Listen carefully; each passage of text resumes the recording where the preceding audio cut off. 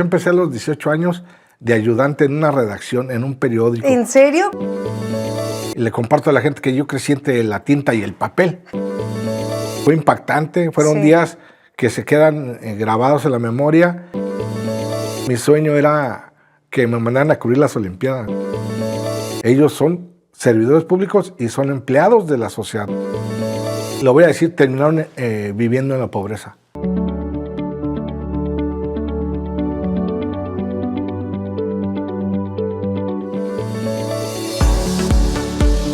Hola, ¿qué tal? Qué gusto que se encuentre nuevamente con nosotros. Es un público leal. Ya estamos viendo al personaje que nos acompaña el día de hoy en un episodio más de Diana Rubalcaba Podcast, la historia detrás del personaje.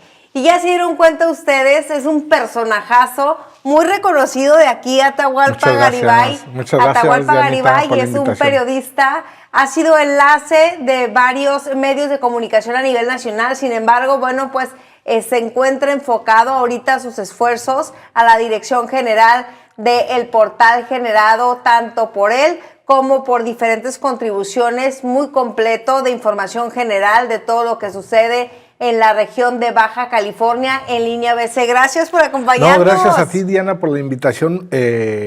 Muchísimas gracias, de corazón, amiga. Me siento muy honrado de estar aquí en el podcast de Diana Rubalcaba, en el estudio. Sí. Gratamente sorprendido. ¿Te gustó? Me encantó. La verdad se ve un nivel profesional alto y te felicito a ti y a tu equipo de producción. Me gusta lo que yo he visto, pero hoy tengo la oportunidad de ya verlo aquí y participar en tu podcast. La verdad, me siento muy, muy contento. Muchas gracias. Invitadísimo, es tu casa. Oye, no sé si ya has tenido con tanto trabajo, tanto ajetreo de todos los días, tanto con agenda o si no sucede algo que tenemos que ir a cubrirlo. Es una agenda sumamente intensa la que tienes, más tú con el compromiso de generar la noticia y ahora con todas las modalidades de las plataformas no digitales. Si has tenido la oportunidad de analizar cómo ha evolucionado el cómo nos enteramos de 10 años para acá, porque tú empezaste muy chiquito. Sí, Diana, los medios de comunicación han evolucionado de una forma rapidísima, de una forma tremenda, drástica. El cambio en los medios de comunicación tradicional, lo que era radio, televisión y prensa, la prensa es la más antigua, los medios impresos datan de 200 años, los periódicos. Antes era la propaganda de voz en los barrios, en las comunidades, y la impresión de hojas en varias culturas. Ahora todo se centra en torno a lo digital. Sí. Hay una gran competencia por ver quién informa primero, quién informa de forma más veraz o veraz. Ese es un gran problema también, que trajo un beneficio la digitalización de los medios, la era digital, pero también trajo grandes errores y grandes aprendizajes de los que debemos aprender y errores que no se deben cometer en los medios de comunicación. Tú me decías, ¿cómo he visto el cambio? Pues yo empecé a los 18 años de ayudante en una redacción, en un periódico. ¿En serio? ¿Cómo entraste? Sí, ¿Cómo decidiste? Porque a los 17, 18 no sabemos ni qué vamos a hacer en la vida. Yo vengo de una familia de periodistas. Mi padre Aurelio Garibay fue periodista desde chico igual. Él fue un periodista itinerante. Vivimos en Coatzacoalcos, Veracruz, donde él dirigió un periódico, donde fue jefe de información. Yo tenía 6, 7 años y yo andaba entre los pasillos de la redacción. Todos los periodistas se conocían. Sí, todos los reporteros estorbando, llevando copias. Antes se escribían, se hacían las notas en máquinas de escribir con papel calca, con doble o triple copia, y era llevarla de un lado a otro. Andaba entre las prensas, la rotativa, veía cómo formaban las placas, cómo se hacían cómo los linotipistas trabajaban.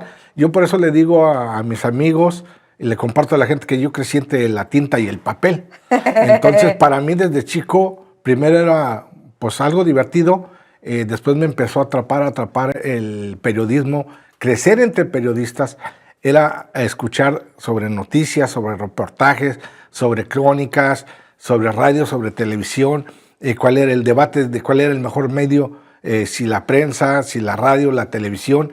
Entonces, cuando yo llego a la adolescencia, yo ya traía ese entusiasmo por hacer noticia, por participar en radio, en prensa. Sí. Yo hacía mis pininos, copiaba las notas de mi papá. ¿A los cuántos años empezaste a participar? Yo creo que a los 16, 17 yo ya redactaba, y creo que los que me enseñaron me dijeron que no lo hacía mal. Fueron muy exigentes conmigo porque redactaban notas de todo tipo, de deportes, de espectáculo, de cultura y de información general. Y pues sí eran muy exigentes. Mi padre, Aurelio Garibay, mi tío Lorenzo Garibay, que es periodista, dirige un portal también, Expediente Público. Me tachaban, me rayoneaban las notas o de plano las hacían bolita. El Lorenzo lo máximo, pero antes eran bien radicales, antes sí, no se tocaban el corazón. La vieja guardia. Le llevabas la nota y te la rompían al cesto de la basura y hacerla 10 veces. Podías pasar una tarde completa sin satisfacer a los de experiencia, a los que sabían. Y bueno, así fui creciendo. Mi papá emigró en 1984, 85 a Tijuana. No, en 84, fue antes del sismo de 1985. Él llegó, no les tocó el sismo. Nosotros radicamos allá en el Estado de México, en Ecatepec, con mi familia. Después migramos aquí por insistencia de mi padre, porque Tijuana era una ciudad de grandes oportunidades, muy generosa, había mucho trabajo, había buenos empleos, crecimiento económico y gran desarrollo. Era una ciudad de menos de 500,000 habitantes a mediados de los 80. Yo creo que eran 300, 400,000 máximo. Sí. Entonces, mi papá migró aquí, él trabajó en el diario ABC, que dirigió en su momento Jesús Blanco Ornelas, el Gato Félix. Le tocó trabajar con Óscar Genel González, en paz descanse, don Óscar Genel, Rogelio Lozoya Godoy, toda esa camada de periodistas que habían dirigido diferentes periódicos. Sí. Antes era la radio y la prensa escrita la que dominaba en los 70, en los 60, 70 y 80. Y después Televisa a finales de los 80 tuvo un proceso de expansión de sus noticieros. No tenía tanto alcance, tanta penetración sus noticieros.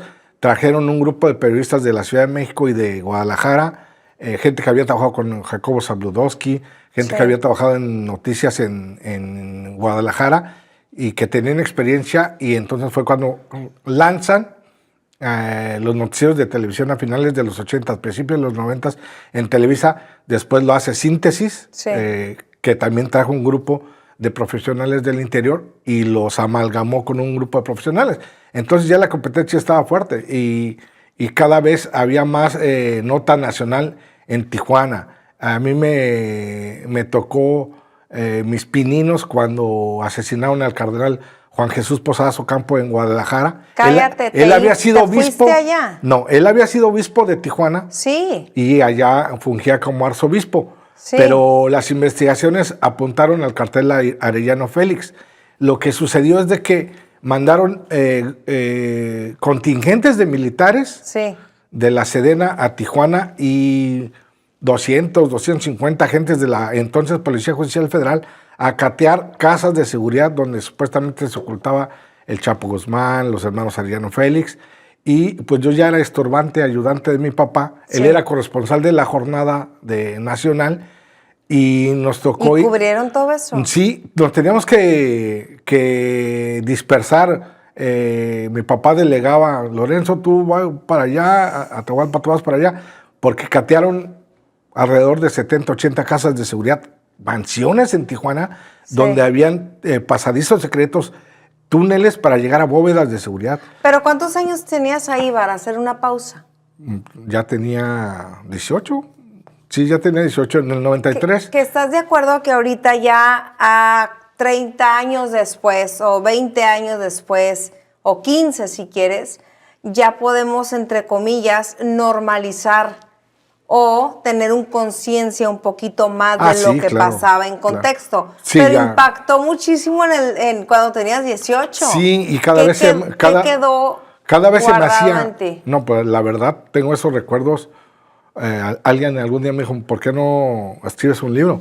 De todo lo que me tocó ver, pues era un chamaco y la verdad cada vez que estaba inmerso en la noticia, en el periodismo, se me hacía más apasionante. Eso derivó, por ejemplo, en el hallazgo del primer narcotúnel de Tijuana con San Diego, que está en la vuelta del aeropuerto. Sí. Era un túnel de 1,5 kilómetros, sí. también construido, que tenía carritos que utilizan los mineros para transportarse. Sí. Lo recorrimos en la entrada del aeropuerto. Con ingeniería y todo. Así es, y salimos del lado de Estados Unidos, debajo de una planta maquiladora.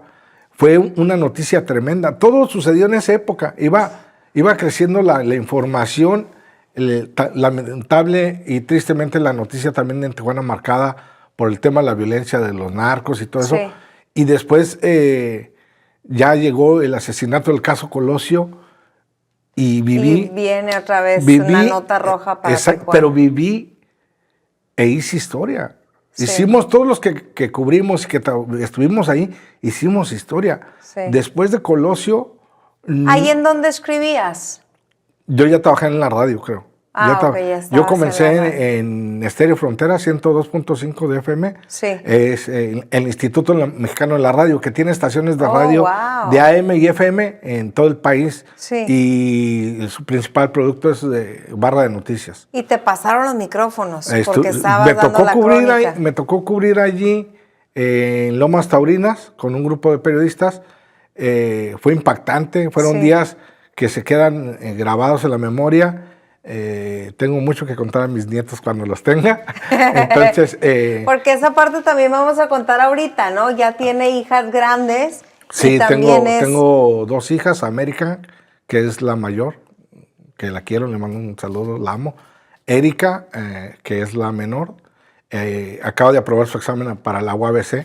Va a estudiar artes. ¿Artes? Así es, en la Facultad de Artes. ¡Wow! Y la verdad me siento muy orgulloso de No, y seguramente ellas también de ti, ¿no? Porque aunque a veces no lo externan como chavas, como adolescentes. Les tocó de chiquitas ir a reportear conmigo. Estar escuchando el nombre del papá que está en acontecimientos históricos importantes. Y también ellas saben de la trayectoria de mi papá, de su abuelo Aurelio, de mi tío. Y te decía, les tocó reportear. Pero Lorenzo de chicas. Todavía vive, ¿no? Sí, Lorenzo, claro, tu tío, todavía mi tío vive. sigue haciendo periodismo. Sí.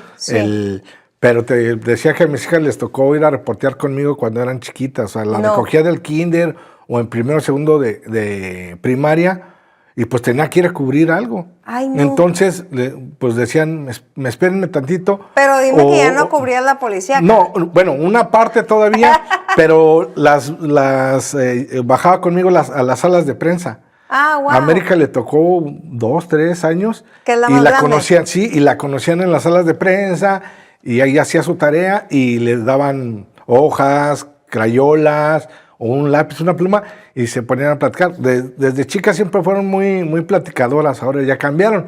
Ahora es un poco más cohibidas, pero eran muy parlachinas y se impresionaban los compañeros.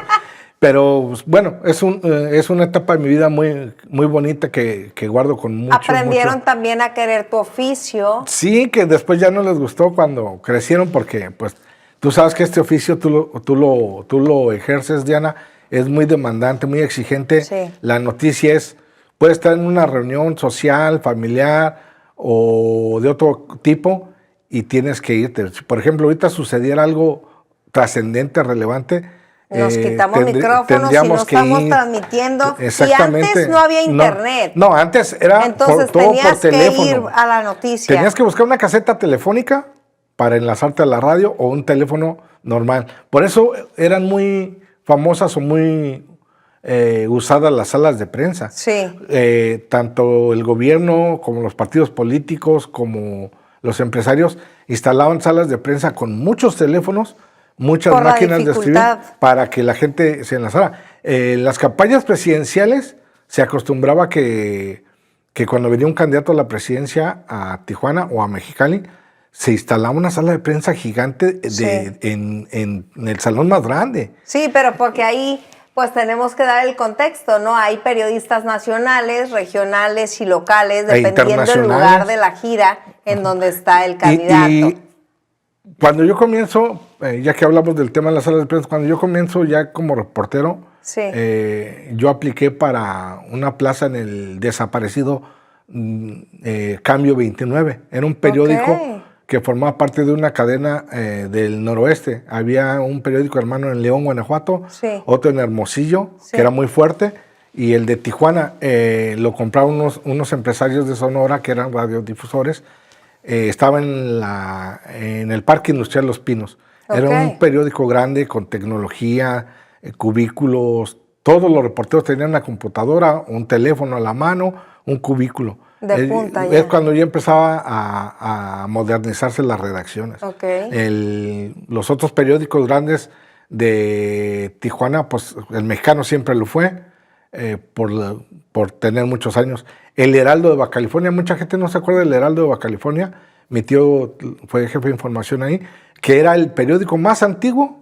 Oye, tú sigues siendo enlace del Heraldo, pero México. No, ya no estoy en el Heraldo México. No. Le di las gracias al Heraldo Grupo, que era radio, televisión, sí, son medios sitio grandes. web y prensa. ¿Te acuerdas periódico de Notimex? Diario. Sí, claro, allí comencé en Notimex también. Sí. Fui corresponsal de Agencia Mexicana de Noticias Notimex. Sí. Y era la agencia de América Latina de habla hispana más grande. Sí. Junto con F de España, Associated Press de Estados Unidos, UPI de, creo que también de Estados Unidos, y otras 2 agencias de Europa.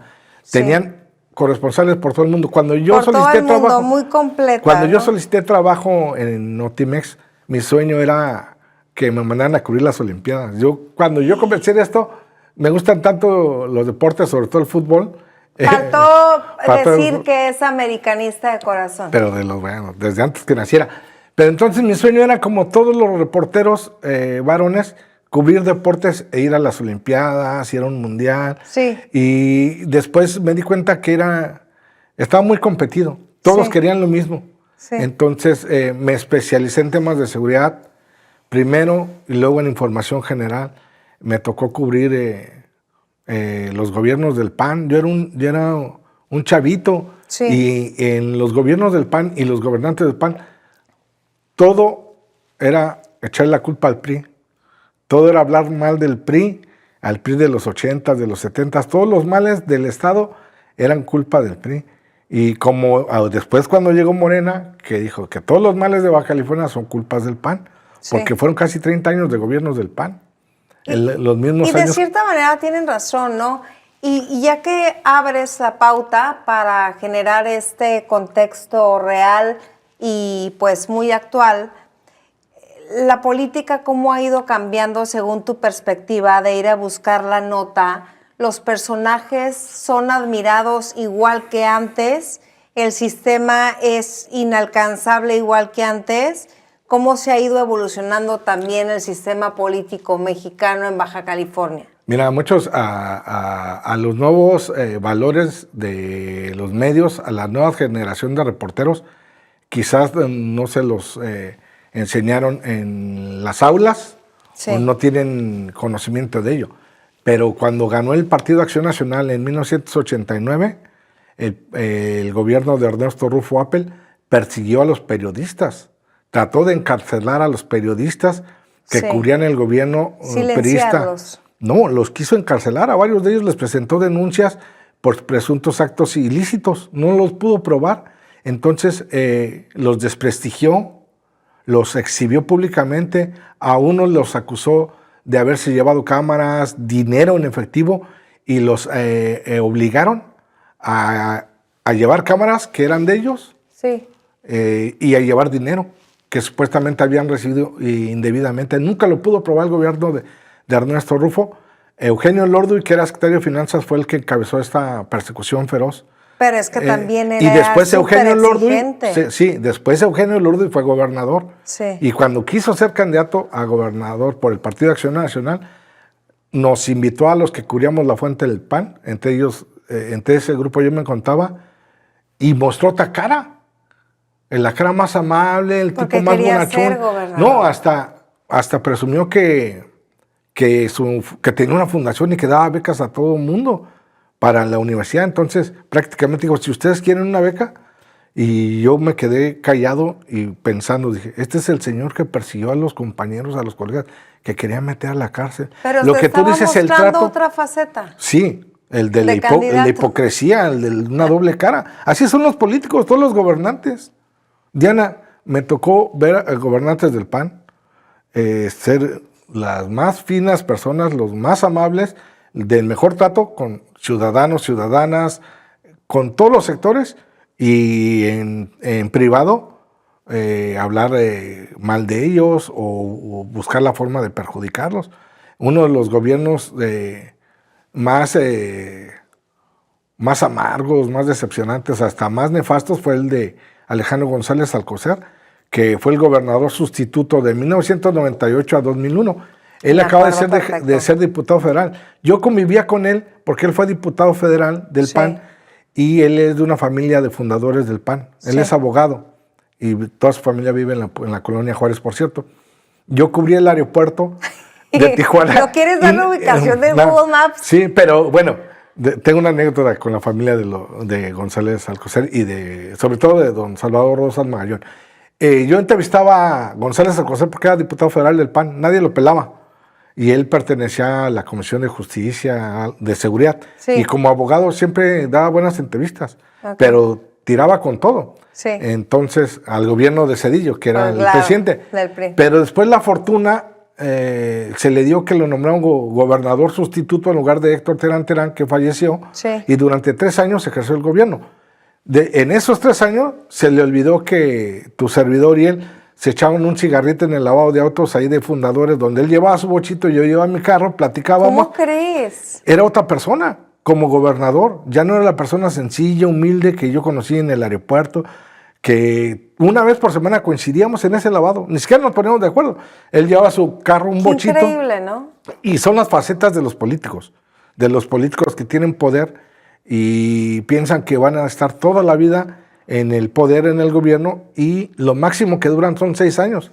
Los presidentes, los gobernadores, los senadores. Los demás duran 3 años. Bueno, ahora han durado más con la reforma que sí es con la reelección. ¿Pero la quieren quitar ya? Las van a quitar, sí. Porque ya lo presentó Claudia Sheinbaum, y aquí en México se hace lo que dice el presidente o la presidenta, ¿no? Sí. Preguntan en México qué hora es, las que usted diga. Quiera. Así es, entonces no quiere la reelección porque los diputados federales que están ahorita todavía son de López Obrador, de Andrés Manuel. No tienen la mayoría. Sí, entonces ella lo que pretende es que en la siguiente ya esté más gente de su corriente política. Sí. Hay un caso aquí en Baja California de diputados federales que entraron en 2018, Diana, y van a cumplir 9 años, o sea, estos 3 que vienen, 9 años como diputados. Sí.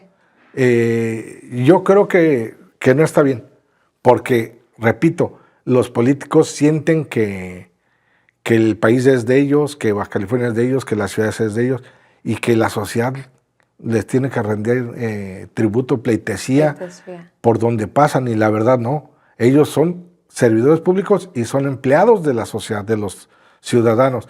Y bueno, en los medios me ha tocado ver todo este cambio de una cara amable a avisos así fascistas. Qué tristeza, porque luego al final de cuentas les cae también a ellos una dosis de Ubicatex cuando están ya en declive, a final de la administración o al final de su legislatura. No, pero ya cuando van a salir ya está. Se empiezan a traicionar, y la verdad es que es un alta y baja muy fuerte. Claro, en la vida tiene altas y bajas, tú lo acabas de decir, claroscuros. Hay bonanza en una época, hay veces que no, hay veces que hay vacas gordas y vacas flacas. En la política es así. Te voy a citar un ejemplo. Sí. En Montserrat Caballero, en estos 3 años, te miraba del hombro, ¿no? Entonces, no fue candidata de Morena a la alcaldía nuevamente, no fue reelecta. Después del 2 de junio, que resultó electo Ismael Burgueño, el próximo presidente municipal de Tijuana, ella organizó una reunión con motivo del Día de la Libertad de Expresión para los reporteros, para los periodistas. Llegó a la reunión, que fue un grupo de reporteros, de periodistas nada más seleccionados. Súper pequeño. Sí, seleccionados por su nefasto jefe de prensa, Miguel. No, ni a mí, pero no creas que nos pusimos a llorar, ¿verdad? No. Pero bueno, yo sé de buena fuente que cuando ella llegó se sorprendió porque estaban los reporteros y periodistas y dijo, pensé que no iban a venir. ¿Por qué? Como ya voy de salida. Ella solita. Sí, ella sola ya está asumiendo de que como va de salida, pues ya no tiene los amigos de antes, ya no tiene la prensa de antes, ya está nostálgica. Así les pasa a los políticos. Cuando llegan, piensan que van a durar toda la vida. Cuando ya les cae el 20 de que ya tienen que entregar el cargo, entonces se dan cuenta que les sobran dedos de la mano para contar amigos. Sí, qué tristeza, aliados. La verdad. Qué tristeza. Y bueno, pues pero, más si se caracteriza su gobierno por ser enemigo de todos, por aplastar a la gente, por cuestionar humillar, las políticas, por cuestionar, por tener condicionamientos para apertura de negocios o cierre y todo esto. Bueno, pues al final de cuentas, al final también llega un momento en que genera una crisis, ¿no? No, claro. Tienen que pagar los platos rotos que ellos rompieron. Oye, Diana, este gobierno, no el municipal, sino los últimos de Morena, han cuestionado hasta la política editorial de los medios digitales, impresos, televisión, radio. Ellos quieren dictar, dirigir cómo las empresas, cómo los dueños, cómo los directivos, cómo los periodistas tienen que informar. Sí. Nosotros hacemos críticas con base a información cruzada. No les decimos y a un criterio cómo tienen que gobernar también, claro, ¿no? Oye, pasando a la faceta precisamente profesional, la diferencia de la evolución también, uno al obtener la información y otro, a mí se me hace muy triste porque se subestima la profesionalización del oficio del periodismo con que ya todo mundo se siente reportero a la hora de traer un teléfono. Qué bueno que tocas el tema, porque en realidad reporteros en Tijuana yo creo que hay 50, 60. Sí. Entre hombres y mujeres, sí. personas, individuos. Sí. Periodistas, yo creo que hay... Se reduce. Unos 30. Sí. O 40. Sí.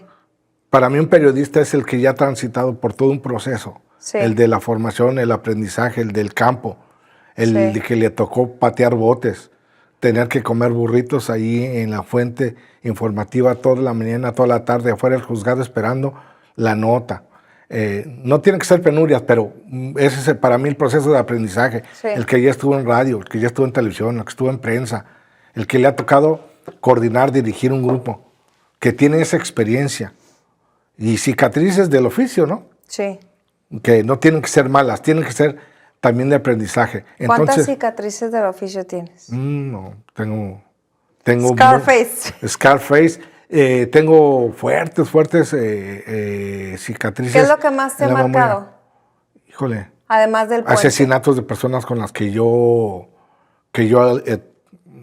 buenos días, vengo a la cobertura, entrevistas, y de repente en la noche, uy, mataron a fulano. No porque yo hubiera revelado algo. ¿Estamos hablando de Margarito? Margarito y yo fuimos amigos muchos años. El 4-4. Él era fotógrafo En Línea Baja California. Sí. Yo lo invité al proyecto allá por 2012, 13, 14. Margarito vendía su material fotográfico muy bueno, exclusivas, a diferentes medios. Y se enteraba de todo, ¿no? Yo lo invité a En Línea Baja California y las mejores datos periodísticos eran de ellos. Pero es un proceso, Diana, es un proceso. Ahora, como tú lo mencionas, ahora cualquiera se cree reportero, porque tiene un teléfono celular, una cuenta de Facebook, que es lo que más usan, o ahora ya se graban videos de TikTok, y la verdad, yo veo los contenidos de los creadores. Yo no tengo TikTok, pero sí los veo en otras plataformas. Los creadores de este tipo de contenido son artísticos a lo que hacen. Estas personas que se dicen reporteros, que yo los llamo pasquineros, la verdad, nada que ver.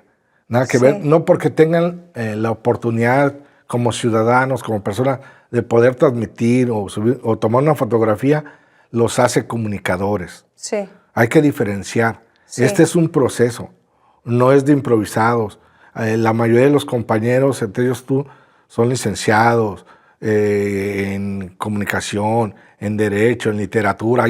Hay historiadores. Y respetando sobre hay todo quienes este gran oficio, exactamente, ¿no? la responsabilidad. La responsabilidad. La ética, ¿sí? Es importantísimo.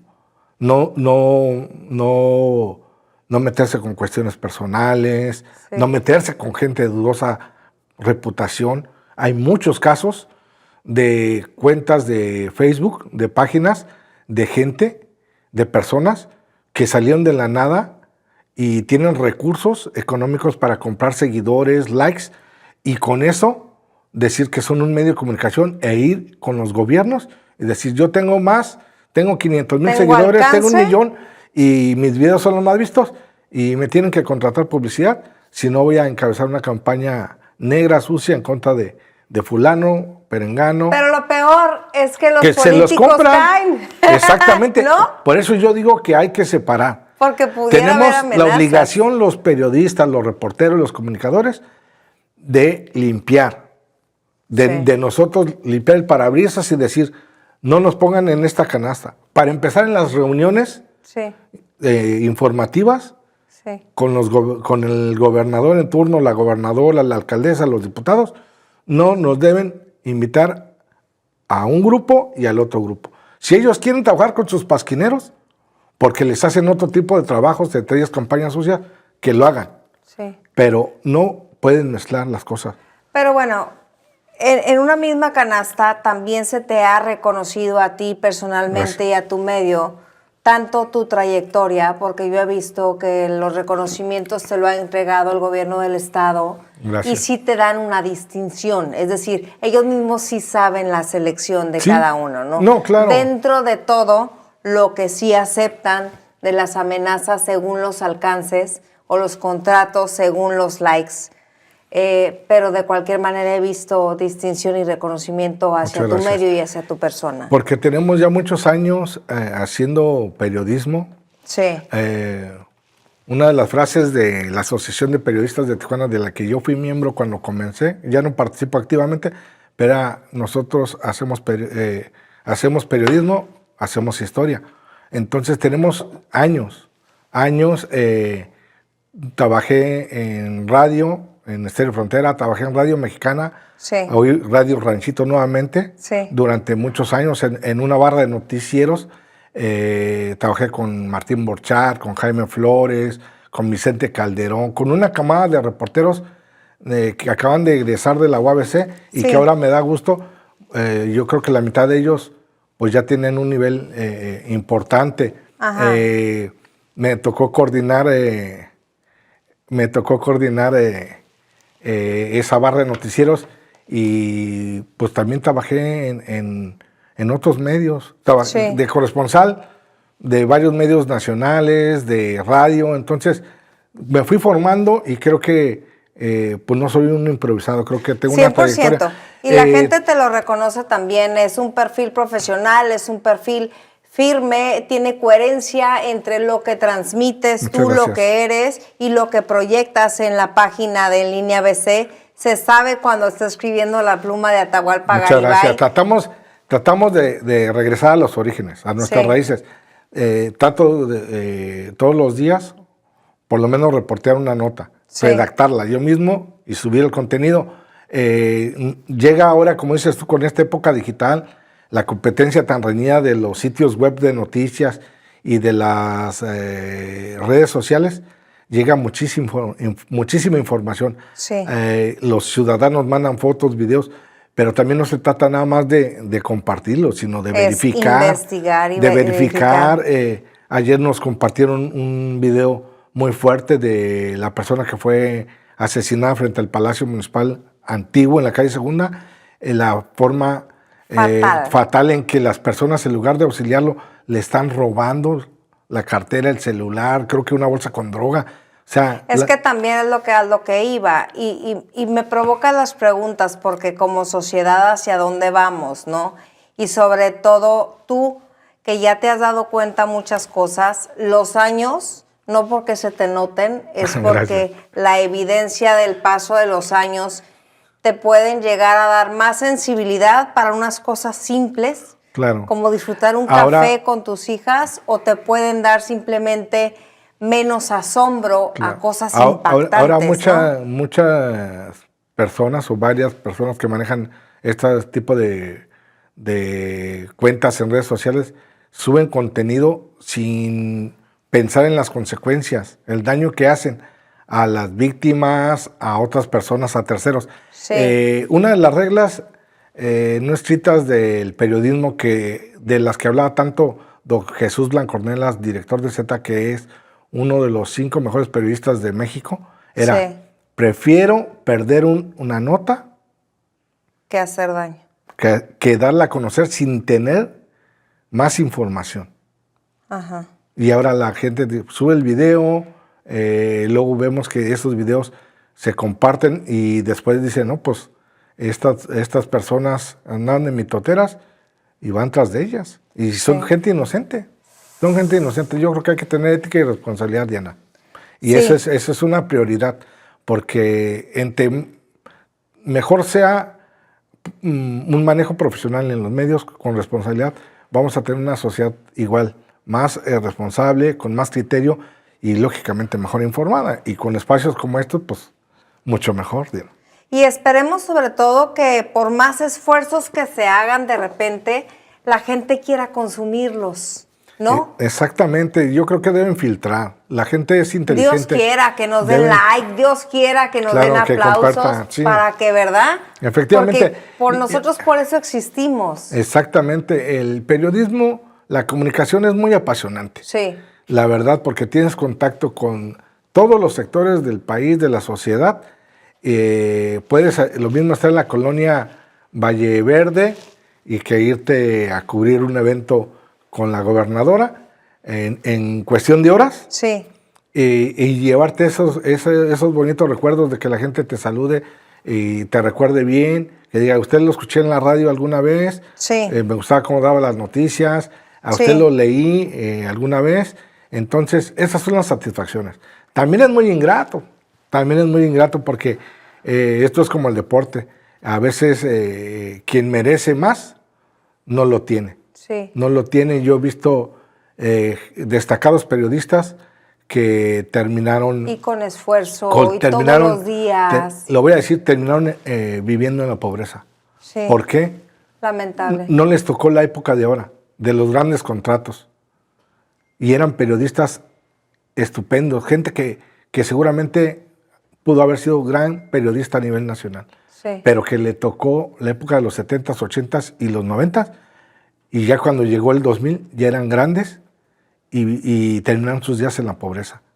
Por eso yo siempre estaba a favor de la creación de un fondo social. ¡Ay, qué bonito! Ya existen otros esfuerzos, pero un fondo en donde todos cooperemos para el fondo de ahorro, para el retiro de los comunicadores, reporteros y periodistas de Baja California. Promuévelo más. Promuévelo más. Yo hago la propuesta y la gente que se sume y le vamos dando forma a alguien que nos pueda asesorar legalmente, contablemente, y la verdad, creo que los periodistas de Baja California son una referencia a nivel nacional. Los comunicólogos son una referencia y merecen más. O sea, merecen un retiro digno. Sí. Una vida plena con desarrollo integral. Sí. Nos unimos a tu causa. Muchas gracias. Todos sumados a la causa Oye, ¿sabes quién viene? No sé si la conozcas tú. Viene Angélica, que es la presidenta de la Asociación de Unidos por una Esperanza. Sí, claro que sí. Angélica pues Medina resulta, Jiménez. vamos a entrar en el mitote, pero ahorita al ratito va a llegar, a ver si te toca excelente. Saludarla. Que va a ser un gusto. Es una gran mujer, ¿no? No, claro. Fíjate que tengo el gusto de conocerla. ¿Sí? Ella es contadora de profesión, pero activista de corazón.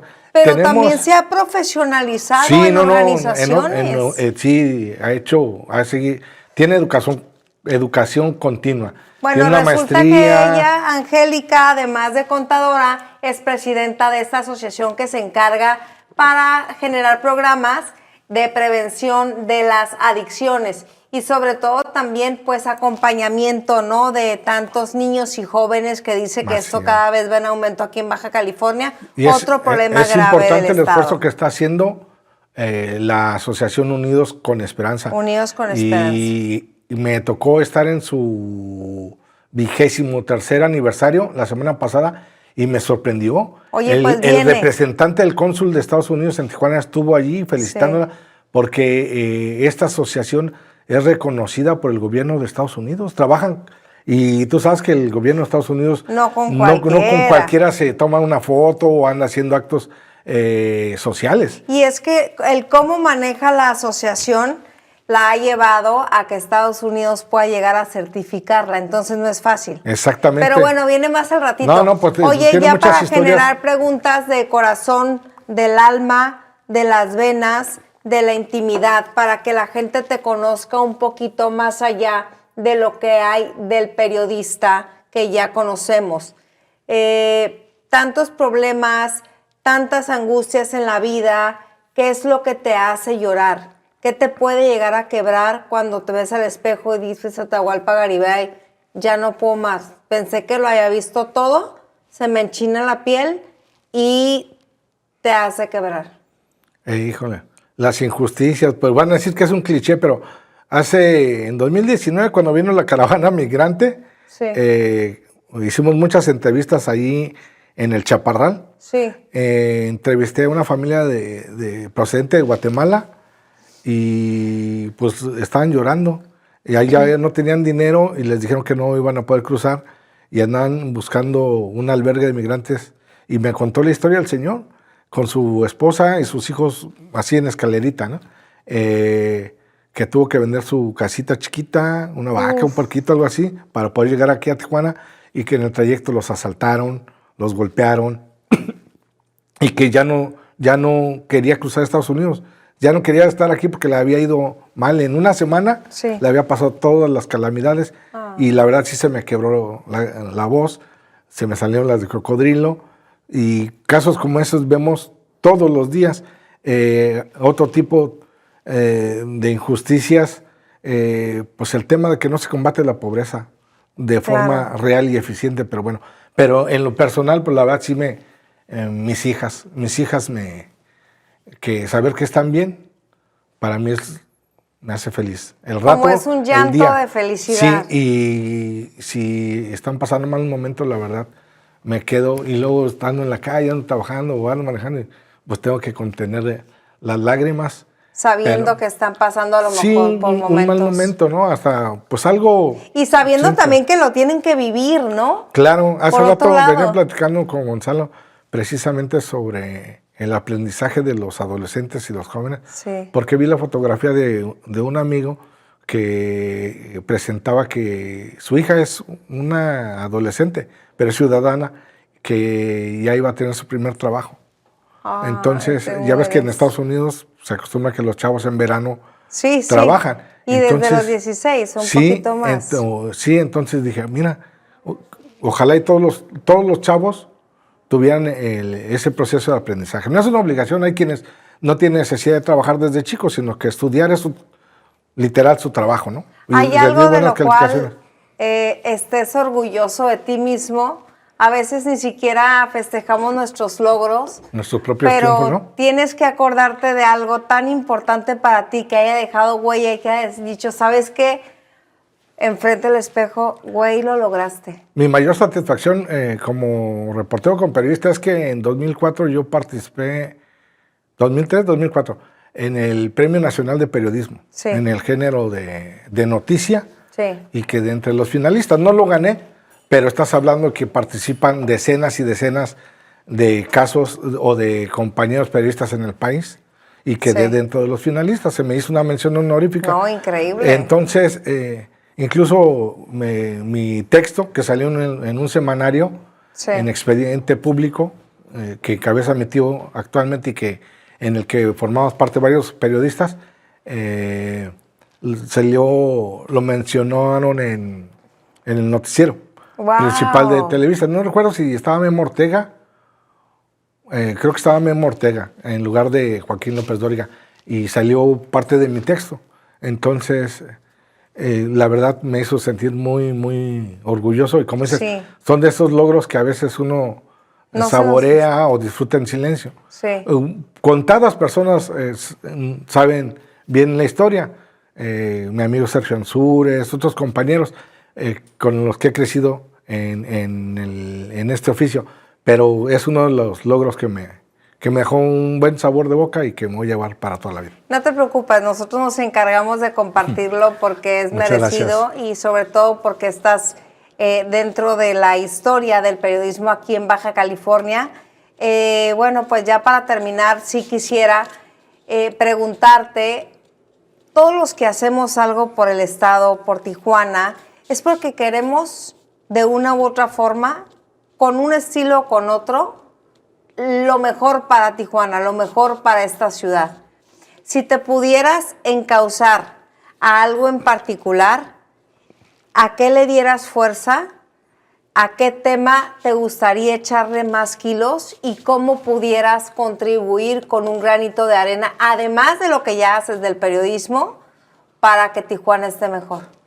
Híjole, me gustaría que hubiera una convocatoria en la que se sumaran un grupo de adolescentes jóvenes que les gustara la lectura, que les gustara escribir y que les gustara investigar. Sí. Para documentar todo, desde la historia reciente, porque la historia pasada ya está en los libros, sí, en la hemeroteca, que les gustara la fotografía, el cine, aunque a mí no se me da ni la fotografía ni el manejo de la cámara, pero para hacer cosas interesantes, una memoria de Tijuana con las cosas más bonitas y trascendentes. Y a los que les gustara leer y escribir, pues impulsarlos para que escribieran y libros desde cuentos, porque sí, creo que en Baja California faltan escritores, hay y destacados, pero creo que les falta. Y a los chavos de ahora nada más les gusta leer en el celular.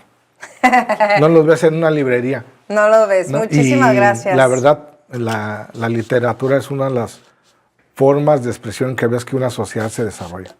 Es correcto. Muchas gracias. No, gracias a ti, Diana, por la invitación aquí en el podcast. Denle like, compártanlo con sus amigos, con todos sus grupos de WhatsApp. La verdad está interesante. Muchísimas gracias. Gracias por su atención. Gracias, Atahualpa. Y pues síganos en todas las plataformas de Al Aire BC. Estamos grabando y transmitiendo completamente en vivo también para usted el noticiero Al Aire. Estamos teniendo también este espacio que se llama La Historia Detrás del Personaje, en esta ocasión con Atahualpa Garibay. No se pierda Música por Siempre y no se pierda, por supuesto, Spotlight con Gali. Y próximamente vienen programas que van a complementar esta gran plataforma, que es un gran esfuerzo también. Claro, enhorabuena por la producción para Al Aire. El podcast está teniendo mucho impacto, pero les deseo lo mejor para las nuevas producciones, los nuevos programas. Finalmente, este es uno de los proyectos de los que hay que hablar de Baja California, de Tijuana, de las cosas que se pueden hacer, de las cosas que están haciendo bien y para que los jóvenes vean que se pueden hacer cosas interesantes y mejorarlas. Sí. Porque siempre tiene que haber un reto, que es superar o mejorar las cosas. Sí. No porque las anteriores sean malas, sino porque es creciendo, es decir, creciendo. Muchísimas gracias, Atahualpa Garibay. Gracias a ti. Gracias a ustedes. Nos vemos en el próximo episodio. Y bueno, pues al rato con Angélica, ¿verdad? Sí, con esta gran historia de inspiración. También tiene exactamente historia de inspiración, pero historias muy bonitas que contar. El esfuerzo de la sociedad civil por el rescate, la lucha por este sector de la sociedad que es los jóvenes, los adolescentes. Y yo creo que me la voy a pasar llorando en este podcast, tiene historias muy bonitas, así que voy a ir por un Kleenex. No, y claro, que se trata también de sensibilizar a la gente, sí, ¿no? Muchísimas Porque mucha gracias. gente ignora problemas o situaciones delicadas que pasan en nuestra sociedad. Y que van en aumento. Exactamente. Lamentablemente. Muchas gracias nuevamente. Bye.